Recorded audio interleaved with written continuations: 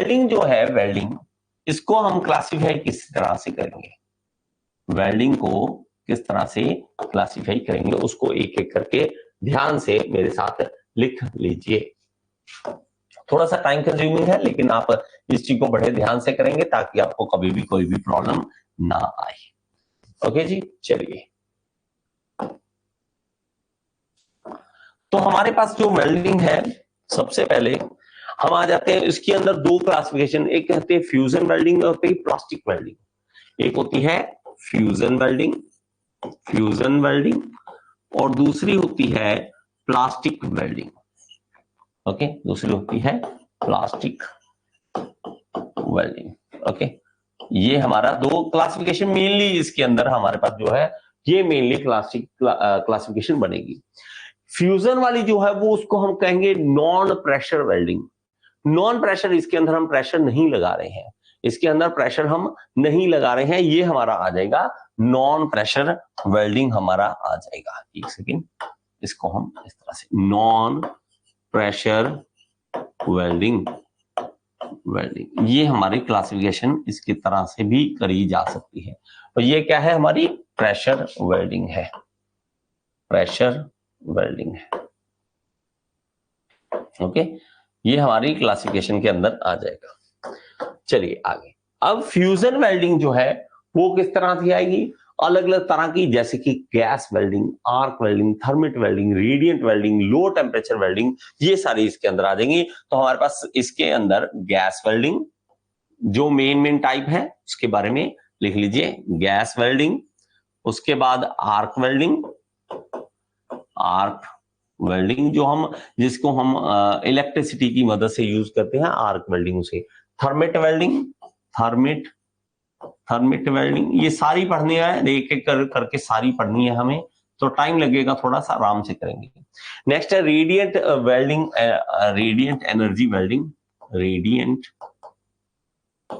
Energy welding,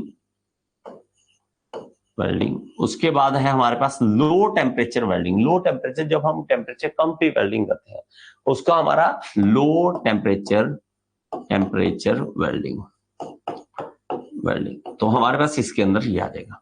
और खास classification जो आ जाती है, स्पेशल लिखनी है जो आपको, वो है हमारी आर्क वेल्डिंग के अंदर। आर्क वेल्डिंग के अंदर क्लासिफिकेशन हमारी स्पेशल आ जाती है।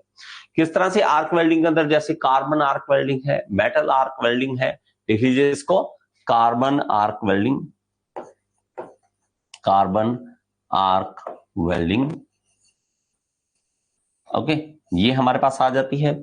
इसके बाद आता है metal arc welding, metal arc welding. एक बार नाम लिखते रहे सारे के सारे। Okay, metal arc welding, submerged arc welding, submerged arc welding, ये सारी एक की ही टाइप है, आर्क वेल्डिंग की ही टाइप है। इसके अंदर आता है इनर्ट गैस वेल्डिंग, इसके अंदर आ जाएगा एक और, inert gas welding, welding. Okay, तो हम इसको नंबर 1, नंबर 2 इस तरह से नाम दे दीजिए। ये क्लासिफिकेशन है इसकी आर्क वेल्डिंग की। ओके, 3 और ये 4। ओके, तो ये हमारे पास आ जाएगा। इसके अलावा हमारे पास जो है इनर्ट गैस वेल्डिंग के अंदर दो आ जाएंगी हमारे पास, जिसको हम बोलते हैं टिग और मिग। ओके, टिग और मिग दो हमारे पास आ जाएंगी। तो हमारे पास इसको बना लीजिए आप इनर्ट गैस वेल्डिंग के साथ, यहाँ पे बना लीजिए। इसके दो टाइप बना लेंगे हम। ओके, इसके दो टाइप बना लेंगे, एक यहाँ पर, एक यहाँ पर, टिग, TIG और MIG। ओके, तो ये सारा कुछ हम धीरे धीरे इनके ऊपर फोकस करेंगे। इसके अलावा हमारे पास लो टेम्परेचर वेल्डिंग के अंदर, लो टेम्परेचर के अंदर दो आ जाएंगी, सोल्डरिंग और हमारे पास ब्रेजिंग। सोल्डरिंग और ब्रेजिंग, ब्रेजिंग। ओके, ये आ जाएगा। इसके अलावा हमारे पास आ जाता है प्लास्टिक वेल्डिंग, जिसको हम प्रेशर प्रोसेस, हमारे पास होता है कि प्रेशर वेल्डिंग है जिसके हम प्रेशर भी अप्लाई करते हैं। तो इसके अंदर आ जाएगा forge welding, resistance welding, friction welding, cold welding, ये सारी इसके अंदर आने वाली है। तो हमारे पास ये प्लास्टिक वेल्डिंग है, इसके आगे आप टाइप बना लीजिए। तो हमारे पास कौन कौन सी टाइप आ जाएंगे, तो एक आ जाएगी resistance welding, resistance welding. Okay, ये रेजिस्टेंस वेल्डिंग जो हम रेजिस्टेंस क्रिएट करते हैं उसके कारण होती है। Forge welding, forge welding, welding ये हमारे पास आ जाएगा, फोर्ज जैसे फोर्जिंग की तरह, उस तरह से। फ्रिक्शन वेल्डिंग और cold welding, friction welding, friction welding, friction welding और कोल्ड वेल्डिंग, ये बड़ी अजीब सी है।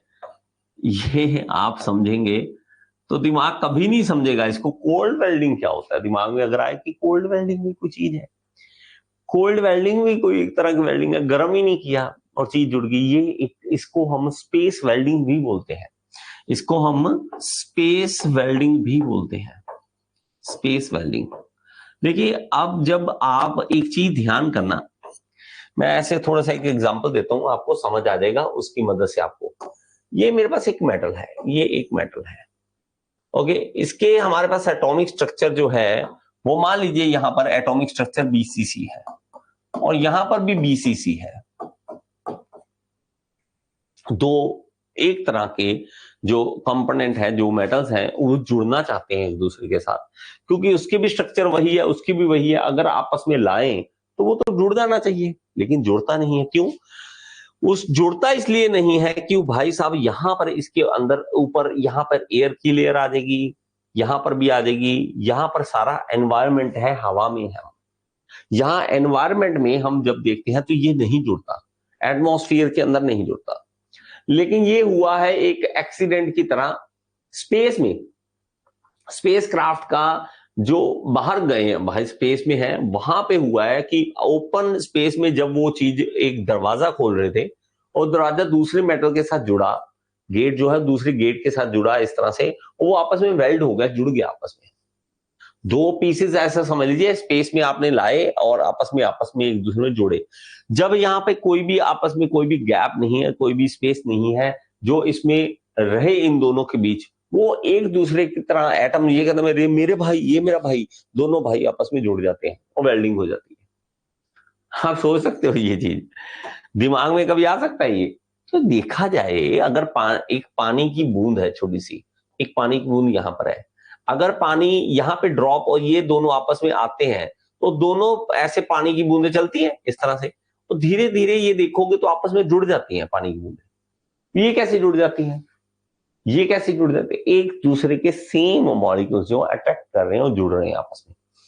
हमारे ये भी सेम होते हैं, लेकिन हमारी धरती पे ऐसा नहीं हो सकता। धरती पे ऐसा हो तो वेल्डिंग वाला काम खत्म हो गया। तो ये स्पेस में होता है, यहाँ ना कि धरती पे होता है। तो स्पेस में होता है, ये ऐसा नहीं है कि नहीं होता, ये सच है, कोई झूठ नहीं है।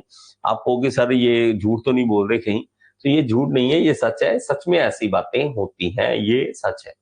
ओके, रेजिस्टेंस वेल्डिंग जो है ये हमारी अलग अलग टाइप की आ जाती है। रेजिस्टेंस वेल्डिंग जो है वो अलग अलग टाइप की इस तरह से है, ये आप नाम लिख लीजिए एक एक करके, इन चीजों को आप नोट कर लीजिए। रेजिस्टेंस वेल्डिंग जैसे spot welding, seam welding, projection welding, ठीक है। स्पोर्ट वेल्डिंग हो गया जो हम पढ़ते भी हैं स्पोर्ट वेल्डिंग के बारे में, ओके, स्पोर्ट वेल्डिंग हो गया। उसके बाद आ गया सीम वेल्डिंग आ गया, seam welding, okay, seam welding ये हमारा हो सकता है इसके अंदर, ओके। और इसके अलावा हमारा आ गया projection welding, flask welding, projection welding, projection welding,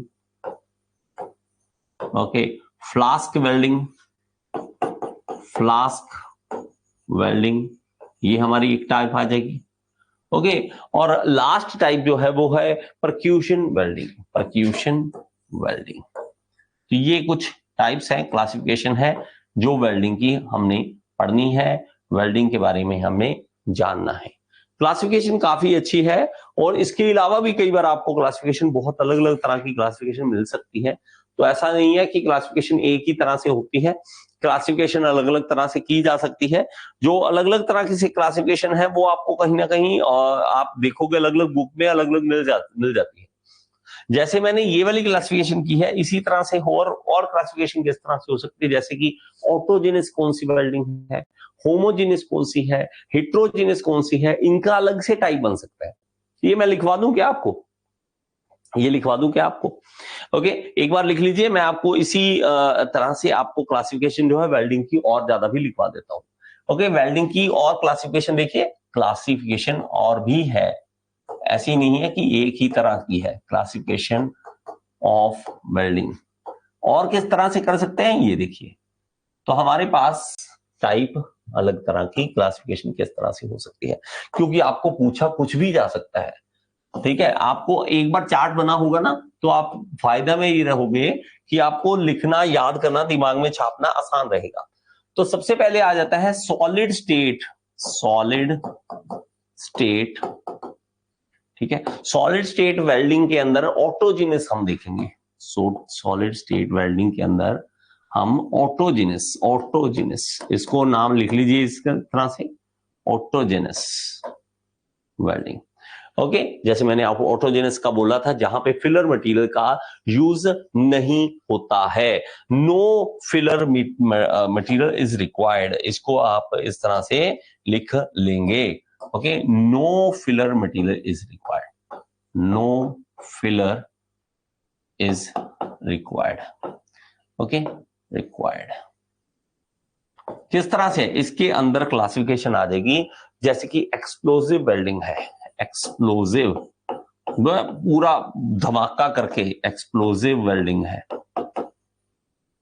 okay, इसके अलावा अल्ट्रासोनिक फ्रिक्शन, अल्ट्रासोनिक, अल्ट्रासोनिक, इसके अलावा फ्रिक्शन वेल्डिंग जो है वो भी इसी के अंदर आ रही है, फ्रिक्शन वेल्डिंग इस तरह से आ रही है। डिफ्यूजन है, फोर्ज है, डिफ्यूजन, डिफ्यूजन, फोर्ज, ये सारी जो है वो टाइप यहां पे दिख रहा है, ये दिख रहा है सही? ओके, फोर्ज वेल्डिंग ये भी हमारे पास आ जाता है। इसके अलावा आ जाता है liquid state, liquid state welding, liquid state, जब हम लिक्विड स्टेट बनाते हैं वेल्डिंग करते समय, कि उसको लिक्विड स्टेट में लाते हैं, तब उसको जब बना करते हैं, तो इसका दूसरा नाम आ जाएगा होमोजेनस, होमोजेनस।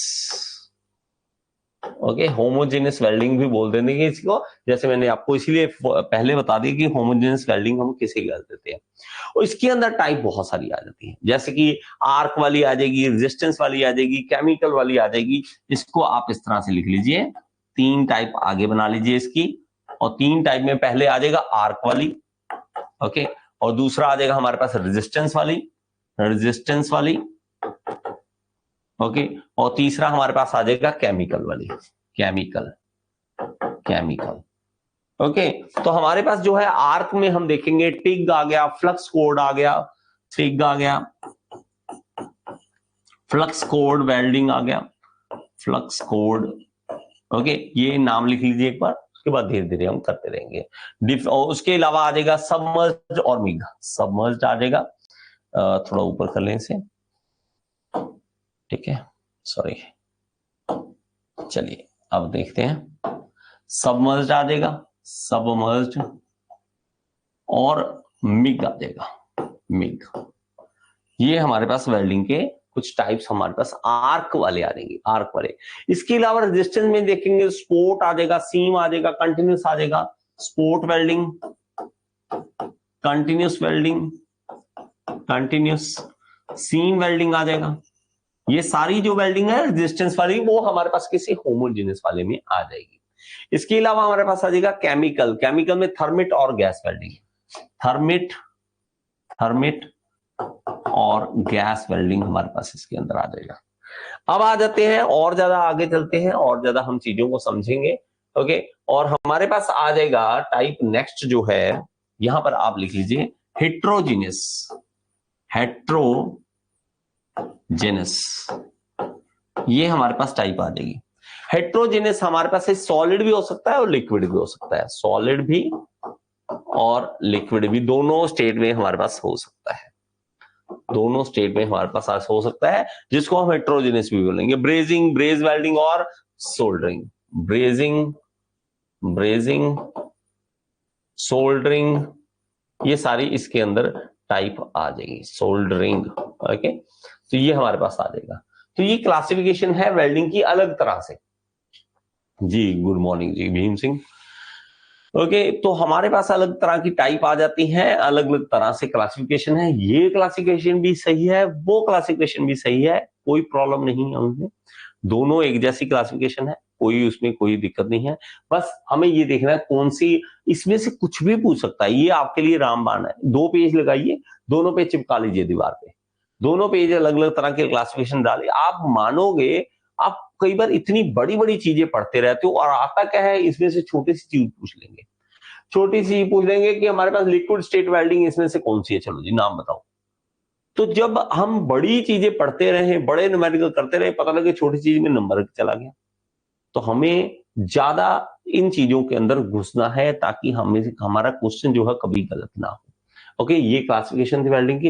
ओके, आगे चलेंगे और नेक्स्ट चीजों में करेंगे एडवांस। आई होप कि आपको ये वीडियो अच्छी लगी होगी, समझ आई होगी। अगर समझ आई है तो एक बार कमेंट बॉक्स में जरूर बताएं और लाइक का बटन दबा दिया करें। और अगर आप एसएससी जेईई, आरआरबी जेईई, किसी भी जेईई एग्जाम की तैयारी करना चाहते हैं तो आप कोर्स ज्वाइन कर सकते हैं, मेरे साथ लाइव पढ़ सकते हैं। All in one AE JEE course को ज्वाइन कर लीजिए। ये इस कोर्स का लिंक जो है आपको डिस्क्रिप्शन बॉक्स में मिल जाएगा और यहाँ पे ऐप का लिंक दे रहा हूँ, ऐप जरूर डाउनलोड करें। इसके अंदर फ्री एमसीक्यूज भी हैं जिसको आप अटेम्प्ट करके अपनी एसएससी जेईई, आरआरबी जेईई को क्लियर करने का सपना पूरा कर सकते हैं। Thank you so much.